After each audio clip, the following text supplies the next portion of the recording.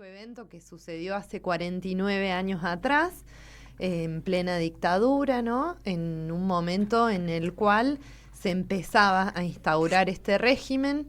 La comunidad educativa era muy activa, el estudiantado también lo era. Habían logrado el año anterior que se consolide el boleto educativo estudiantil en la ciudad de La Plata a través del Consejo Deliberante de aquella localidad. Y bueno, luego cuando inicia la dictadura deciden darle marcha atrás a esta ordenanza, con lo cual empiezan una serie de movilizaciones en aquella localidad por parte de la comunidad estudiantil, específicamente estudiantes de secundario, en su mayoría menores de edad, ¿verdad? Y bueno, lo que sucedió en aquel entonces fue una seguidilla de secuestros que terminaron en muchos casos en desapariciones forzadas, que hasta el día de hoy, no se ha podido encontrar aquellos cuerpos, aquellas personas. Sucedieron en varios días, pero específicamente en aquel 16 de septiembre se llevaron a 6 personas que eran clave en la organización de estos eventos porque todas participaban de distintos movimientos estudiantiles y en su mayoría se aglutinaban en lo que era la UES, la Unión de Estudiantes Secundarios, pero venían de distintos extractos políticos, ¿no? Había juventudes marxistas-guevaristas, juventudes peronistas, juventudes socialistas e incluso juventudes radicales. De todos estos extractos políticos fueron en aquel entonces secuestrados. Entre ellos, tenemos a Claudia Falcone, por ejemplo, que es muy recordada hasta el día de hoy porque su hermano hace un trabajo de memoria incansable. Tenemos también un documental que narra los hechos de aquel entonces. Al día siguiente también siguieron deteniendo gente, entre ellos Emilce Moller, quien no se encuentra hoy desaparecida.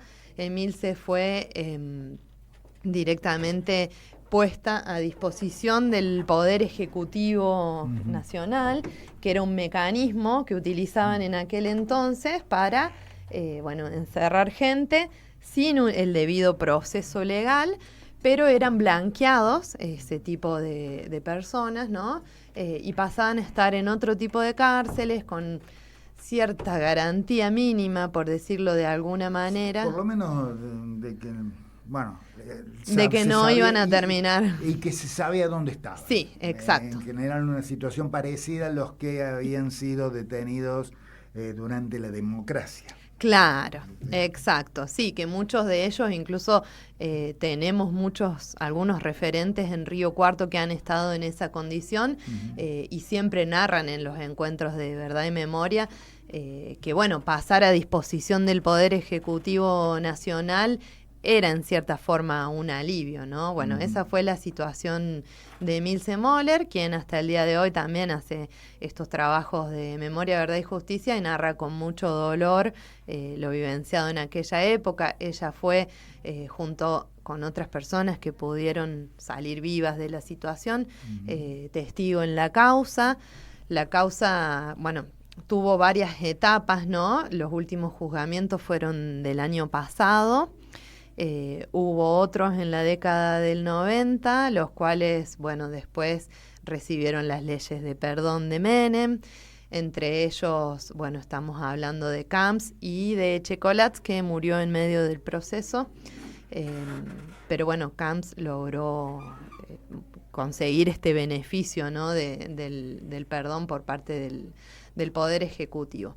Y es así como, se recuerda hasta el día de hoy toda esa gesta histórica que fue emblema de lucha y resistencia por las condiciones del estudiantado, ¿no? Y que además, también fue un emblema para la propia dictadura, porque a partir de allí se instauró, es como que se sentaron las bases de todo lo que iba a ser después esta persecución, apelando a la construcción del enemigo interno, bueno, y de cuestiones que tienen que ver con la subversión, ¿no? Estas palabras que empezaron a imprimir fuertemente en la sociedad para poder llevar adelante las atrocidades.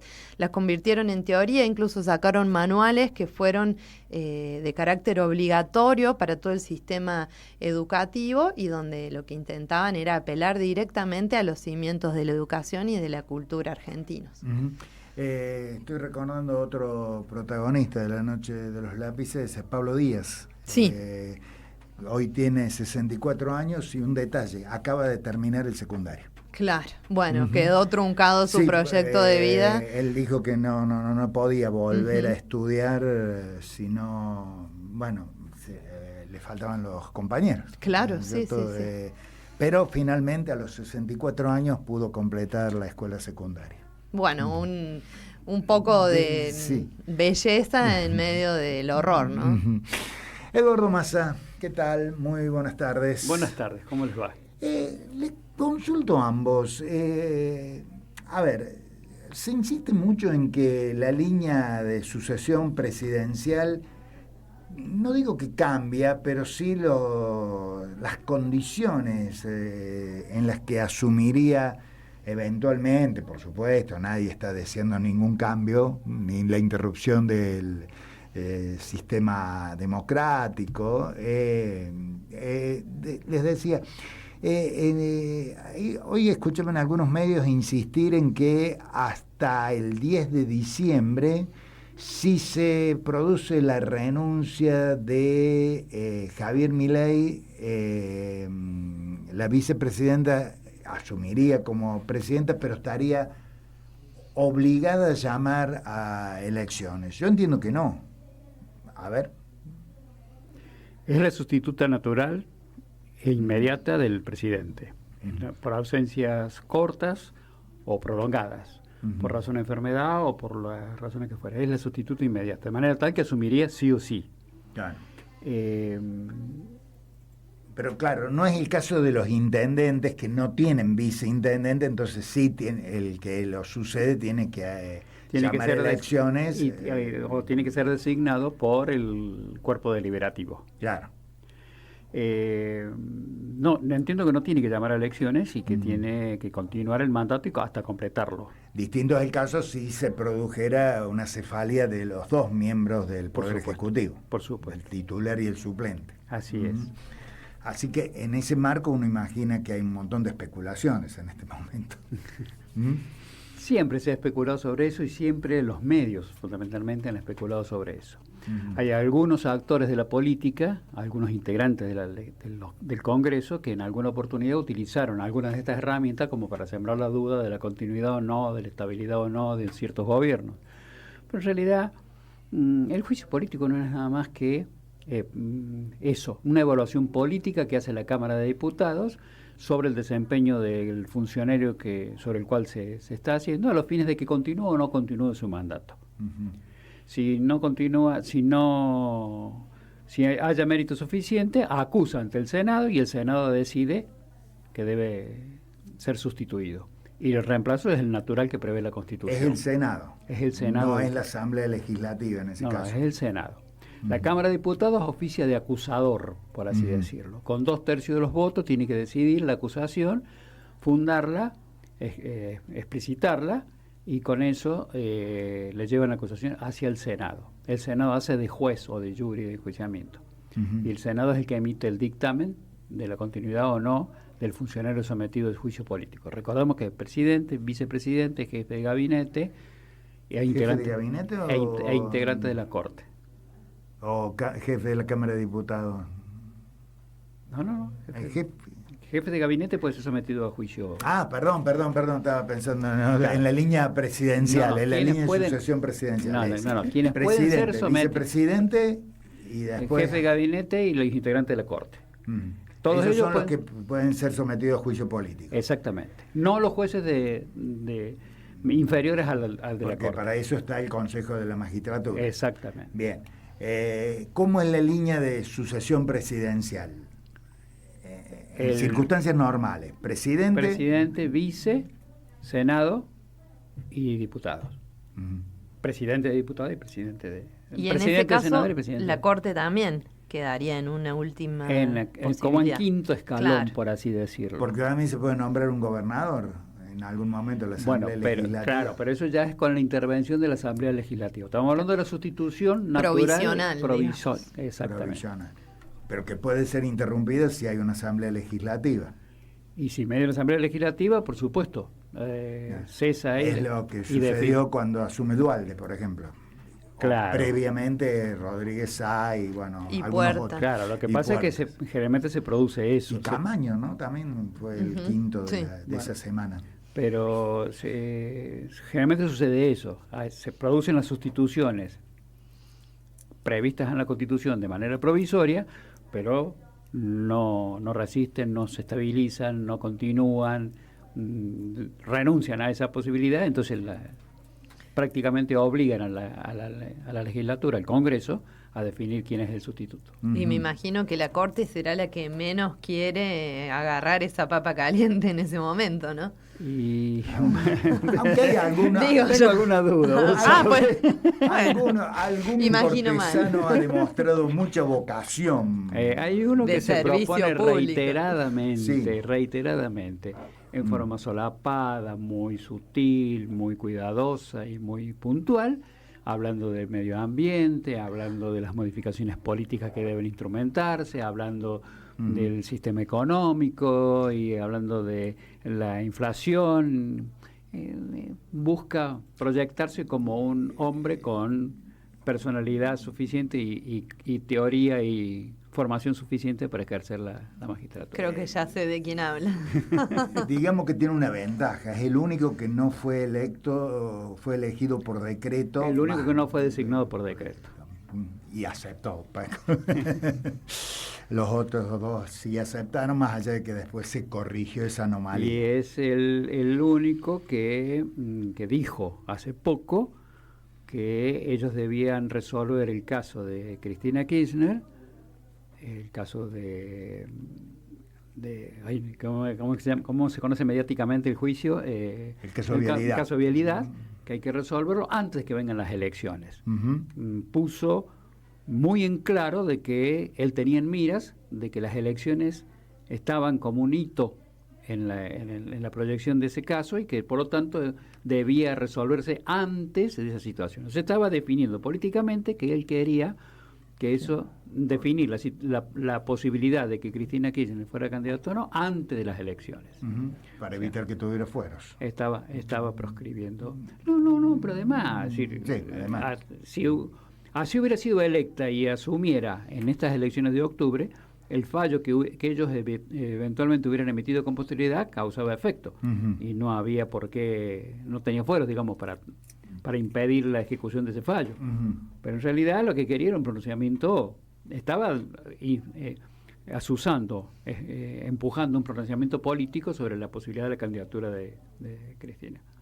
De modo tal de que se ven en esos pequeños detalles y giros y análisis, se ve su vocación por entrar en la arena política. Ya que tocaste el tema, Eduardo, ¿los presos no votan? Los presos votan. ¿Por qué le sacaron la posibilidad de votar a Cristina?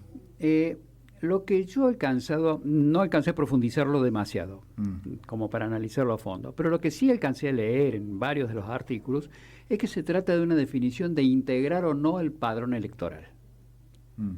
La verdad que no sé si me dio una impugnación a su integración o... Yo entiendo que el pronunciamiento fue que no había sido pedido por la interesada legítimamente en ejercer el derecho. Es que no debía, ningún ciudadano debe pedir ser integrado en el padrón, salvo que cuando en el periodo de impugnaciones él halle que no está incluido y pretende ser incluido.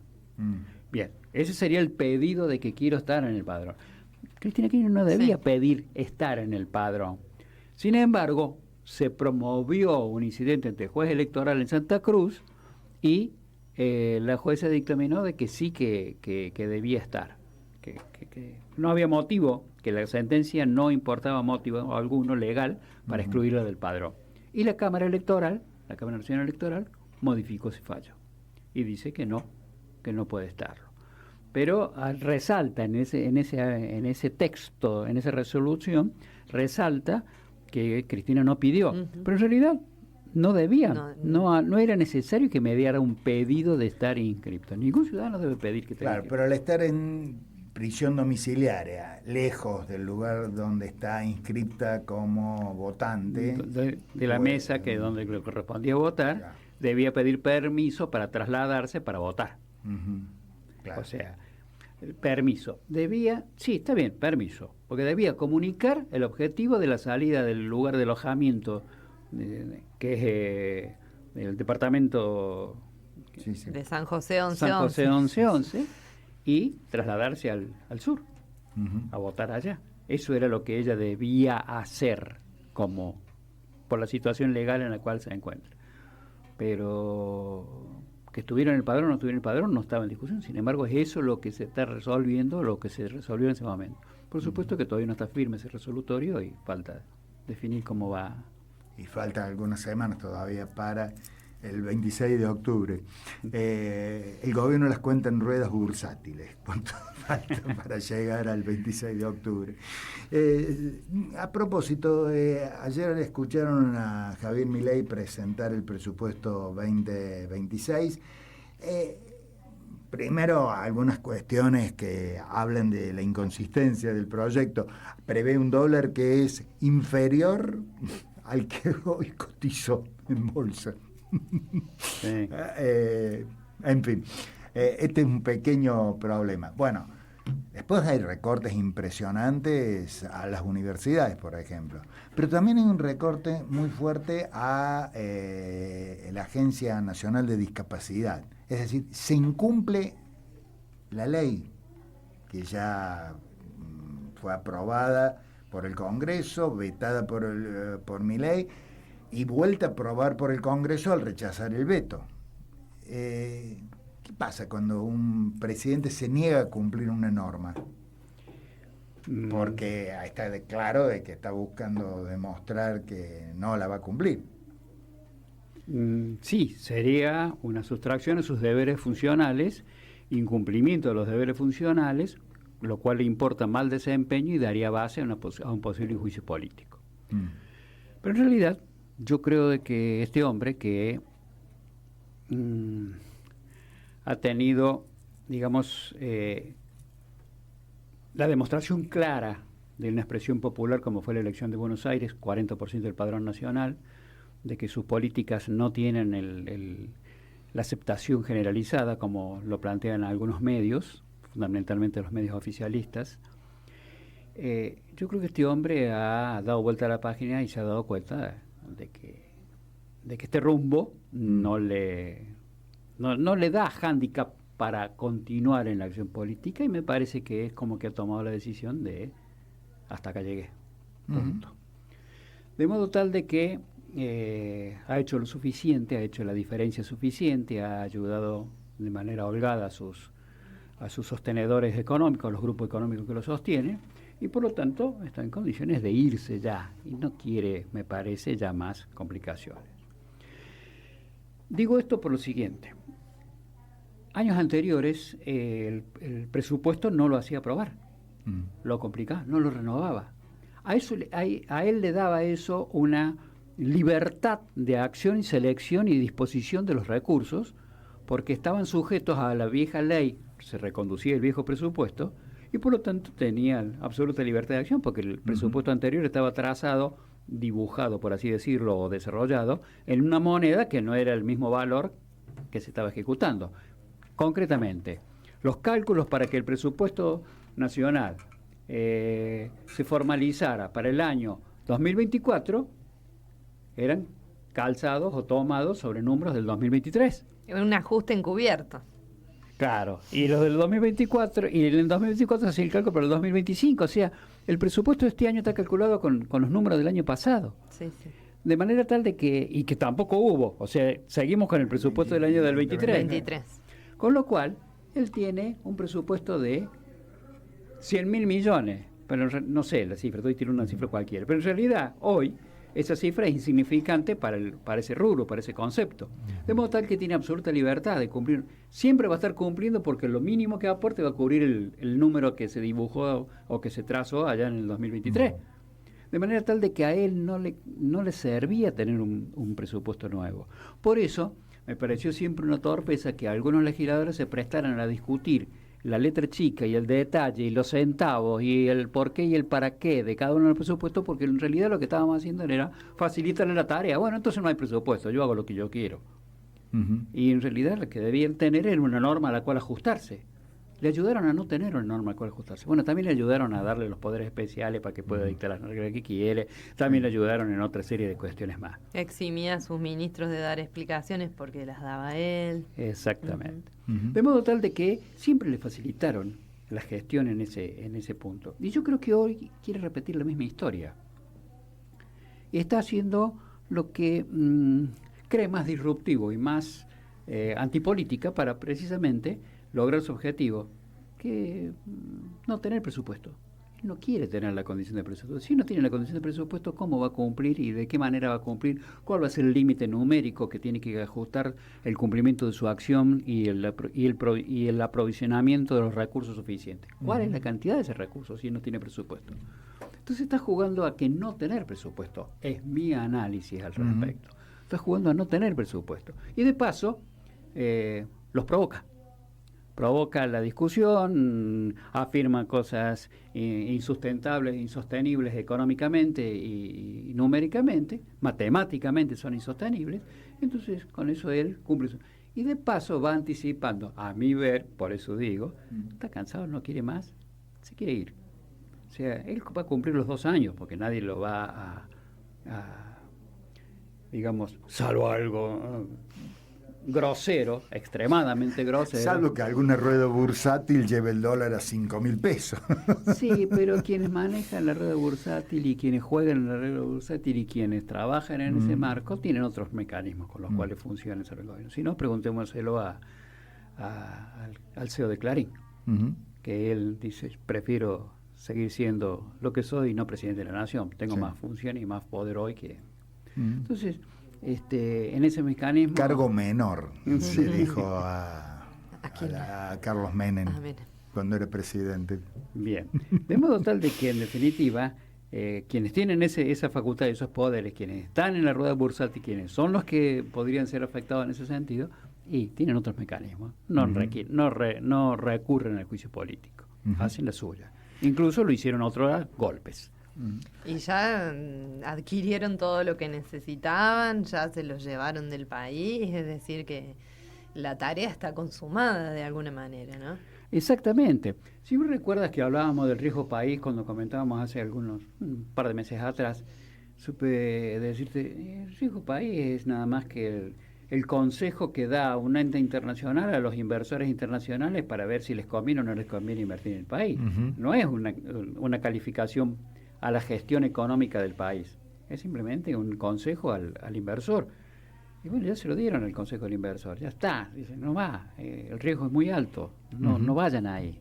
Entonces, está agotado ese sistema económico. Nos queda a nosotros remontar el desastre que dejaron por detrás. Pero está agotado esa extracción y continua, permanente e indisimulada de recursos naturales y recursos económicos del país hacia afuera. Ahí entramos en un análisis más político que jurídico. En este contexto, quien llegó con Javier Milei a la vicepresidencia de la Nación no tendría que irse con Javier Milei al haber fracasado el proyecto político-económico de la fórmula. Esto lo plantea, la verdad, lo planteó en algún momento Juan Grabois. Dice, no va a tener consenso político como para sostenerse. Bueno, eso sería repetir o que vuelva a hacerse la historia que ocurrió cuando terminó Duhalde siendo ungido. Pero no había vicepresidente. Está bien, no había vicepresidente porque se había ido ya. Ya se había renunciado antes. Había renunciado antes. No se quiso ver en esa cadena de sucesiones de mando y se fue antes de tiempo. Antes de que... Yo creo que Villarroel no se va a ir antes de tiempo. Villarroel está, a mi ver, y es una opinión, satisfecha con el curso de las acciones y de los acontecimientos que ha llevado adelante Todo Milei. marcha según lo planeado. Pero claro, De hecho, hizo mucho para quitarle legitimidad, ¿no? Claro, pero para ellos ha sido exitoso el plan. Y lo vienen cumpliendo, y lo vienen ejecutando. Entonces está conforme con el curso de los acontecimientos. Ahora bien, creo que ella tiene todavía algo más para agregarle. Y esto tiene que ver con el negacionismo y con la historia de la represión y con todo eso, porque Milei ha hablado mucho de eso, pero a gusto de ciertos segmentos, eso ha actuado poco. Sí, de cualquier manera, muchos represores han terminado en Campo de Mayo, ¿no? Han mejorado su lugar de detención. Está bien, pero no estoy hablando en sí del proceso está bien, jurídico o judicial contra esa gente. Estoy hablando del proceso político, que significa reconocer que existió un terrorismo de Estado, que se ejecutaron ciudadanos sin ningún tipo de piedad y que se impuso la fuerza. Sin un juicio justo, exactamente, sin un proceso todo eso adecuado. ella lo sostiene, ella lo niega. Y entonces a eso le falta todavía, según su visión, concretar. Entonces a lo mejor quiere, si Milei dice ya está, me voy, ella dice no, para, me falta hacer este pasito, y quiere asumirlo. Coincido con Juan Grabois, no va a tener respaldo político para ejecutarlo, pero es otro camino. Les hago una pregunta breve a cada uno. Eduardo, ¿hubo alguna novedad en el caso de los cuadernos en los últimos tiempos? Novedad sí hubo. Siempre sobre la figura malnacida, casi me sale mal parida, del arrepentido. El arrepentido que existe en otros sistemas jurídicos, que existe, no conozco no tengo la información suficiente para hacer un análisis o una interpretación o un juicio de valor sobre eso, pero en nuestro país el arrepentido ha servido para eludir responsabilidades, para trasladar responsabilidades. Entonces yo acuso a otro, señalo a otro como autor responsable. Tiene que ser para arriba ese señalamiento. Exactamente, y tiene que ser con elementos que comprometan eso, no tan solo una versión o una... De todas maneras, las declaraciones que hicieron, hoy las quieren incorporar como prueba definitiva que decisiva al respecto. Y es que yo no le hallo otra solución al tema. A ver, si yo me pongo en analista o procesalista, la prueba de un proceso penal es todos los elementos que puedan ayudar a conformar el criterio de evaluación para la reconstrucción de los hechos y para su encuadramiento legal. De manera tal de que si hay una versión que está dando una persona, es prueba. Después el juez dirá, es prueba creíble, no creíble, parcialmente creíble, no, es prueba inducida, es prueba coaccionada, es un elemento inútil o insuficiente para conformar criterio, pero como prueba, como elemento de prueba está dentro del proceso. Y la declaración de los arrepentidos está, y es eso lo que hoy se está queriendo discutir, porque hay algunos arrepentidos que han hecho declaraciones, al salir después de prestar su declaración como arrepentido, han hecho declaraciones ante escribanos de que lo que dijeron no era correcto, no era exacto, no era así, y hoy quieren utilizarla, y a su vez algunos quieren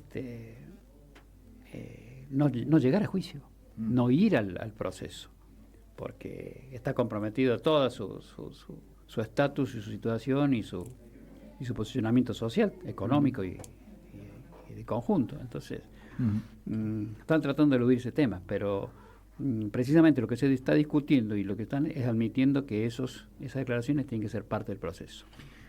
Es importante que aparezca alguien que diga, sí, yo lo vi, lo escuché, tuve contacto directo con el caso que se está tratando. A ver, digo, en el caso de las coimas de Karina, ha sido muy importante la declaración del director de La Derecha Diario, que admitió que él había hablado con Españolo sobre estos mismos, sobre lo que después Españolo aparece diciendo en los audios. Ya no son audios sobre los que hay que probar la veracidad, ya es alguien que dice, yo estuve ahí. Yo escuché a Españolo decir esto. Incluso no conocía puntualmente esto que estás refiriendo. El viernes a la noche le tomaron declaración. Bien. Pero digo, podría haber dicho, yo lo escuché, yo estuve ahí. Con lo cual corrobora que los audios, las grabaciones son estrictos. Podría haber dicho, yo lo escuché, que se lo decían tal. Pero son elementos que vienen a corroborar y a convalidar la presunción inicial, dejemos su graduación para después, muy potente o poco potente, pero esa presunción inicial de investigación queda corroborada con, claro, con ese dato, con esa información, con ese testimonio. Así sea de testimonios de oídas, como decimos nosotros, lo escuché que lo dijeron, o testimonio visual presencial, cuando yo vi que lo estaba haciendo y declarando. Entonces, cualquiera sea la forma de ese testimonio, cualquiera sea el contenido de ese testimonio, corrobora que el audio que se está discutiendo tiene asidero, tiene consistencia, es relevante, es dirimente, es un elemento de prueba valioso, no es un elemento descartable. Me quedo con un tema local. Fueron absueltos los dos funcionarios que habían sido acusados por haber impedido la llegada de un padre al lecho de muerte de su hija durante la pandemia. Una breve reflexión les pido. Bueno, entiendo que hay varios argumentos por los cuales el jurado popular tomó esta decisión. Se va a conocer los fundamentos de la sentencia recién el 3 de octubre, es decir, quedan unos días hasta que podamos tener una mirada un poco más profunda, más integral de lo que los motivó. Por el momento lo que se ha ventilado y lo que se plantea es una serie de cuestiones que van desde que habría tenido COVID positivo o por lo menos habría dado así un estudio de las personas que iban circulando, es decir, del padre de la chica que falleció y la cuñada, que luego se habría constatado que sería un falso positivo, pero con posterioridad al deceso de la chica. Se han excusado de parte de la defensa del médico acerca de que no tenían conocimiento, que además transitaban con una persona en situación de discapacidad, que es esta cuñada a la que hacemos referencia, y por el lado de la defensa de la trabajadora social, se dijo que ella estaba abocada a prestar asistencia, ayuda al COE local de Río Cuarto, teniendo en cuenta que esta restricción se produjo en Huinca Renancó y que ella no tenía ninguna facultad para prohibir el ingreso a la provincia o permitirlo, ¿no? Sobre esto ha versado en rasgos generales la discusión. Sabremos más, como te decía, el día 3 de octubre, pero además entiendo, que la propia figura de los jurados populares tiene la particularidad de que ellos juzgan de otra forma, no juzgan como lo hace un juez, que tiene que tener un entendimiento más cabal de la situación y llegar a la verdad de otra manera, ¿no? Con mucho más firmeza. Los jurados populares pueden juzgar según lo que ellos entienden, sabiendo que no son abogados, que no son jueces, y muchas veces sucede esto de que por no tener las herramientas necesarias no se atreven a avanzar a una condena porque consideran no tener los elementos suficientes.